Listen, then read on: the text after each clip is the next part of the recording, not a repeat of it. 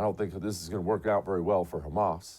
I mean, when you're doing things like, I have a headline here, that Iron Dome I was telling you about, let me clarify. The Iron Dome is not an actual dome, as you probably know by now. When they shoot the rockets, Israel has a defensive system that shoots essentially counter rockets up at the rockets. It is incredibly expensive, incredibly impressive. It's an awesome, awesome system, but it's not foolproof. It will still, no matter what, only take down a percentage of rockets that are coming in, meaning a percentage of them are still getting through. And I can't clarify this enough.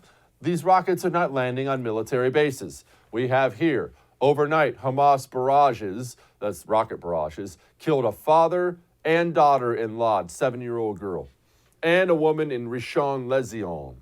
This is a really, really, really bad scene over there because it's happening on such a mass scale. It's happening in Lod. It's happening in Tel Aviv. They're just simply lobbing everything they have at them at once. One gigantic missile siren going off. And Israelis are dying.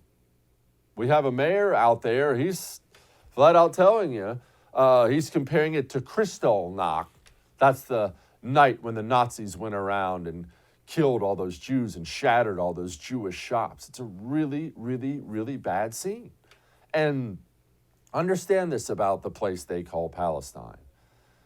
There are two factions there, the kind of terrorist faction and the really terrorist faction. There isn't a peaceful faction that exists in any form in Palestine that is wanting any kind of a peace process. So we're going to have war. We're going to have war. Listen to what this mayor has to say. وبدنا اياكم يا اهل القدس بالسكاكين امعطوا رقاب اليهود كلها هي تقف على العرق من هان 5 شيكل تشتري لك سكينه واضيه مضيها وهنا على طول حزه 5 شيكل 5 شيكل انك تذل دوله. Cut the heads off the Jews, huh? That's what they teach there.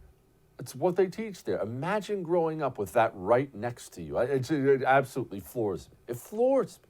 And remember when Twitter banned Donald Trump because he was saying things they didn't like about the election? Remember that? They banned Donald permanently. Twitter, Facebook, President of the United States, I don't care. You got to go. Well, yeah, they didn't ban the leader of Hamas. Hamas being the terrorist organization that's out there right now firing rockets at women and children. That's right. That's the leader of Hamas tweeting. We allow card-carrying terrorists to tweet out there. And I do have to clarify something really quickly.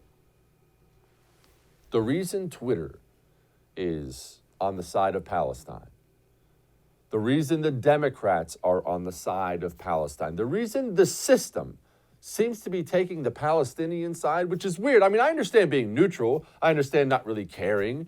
But all the system taking the side of Palestine, why is that? Why would Twitter allow that? What's happening? What? Here's what you have to understand, and this can be a bitter, bitter pill to swallow. The Democratic Party, Twitter, so on and so forth, they're always taking the side of America's enemies because they feel the same way about America that our enemies do. That's just a fact of life.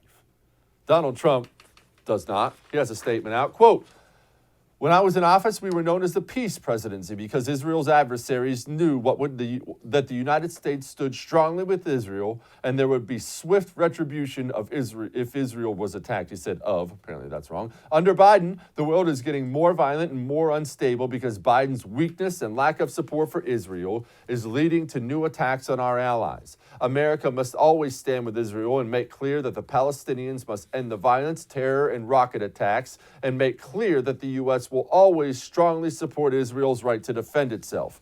Unbelievably, Democrats also continue to stand by crazed anti-American Representative Ilhan Omar and others who savagely attack Israel while they are under terrorist assault. Remember the Abraham Accords? Remember Donald Trump? Brash. He's going to get us into a war, Donald Trump. Peace agreements. It's just crazy to me. Hey, thanks so much for watching the first on YouTube. If you liked what you saw, go ahead and like and subscribe. You heard me. Like it, subscribe. You'll get a lot more of it and a lot more of me. Thanks.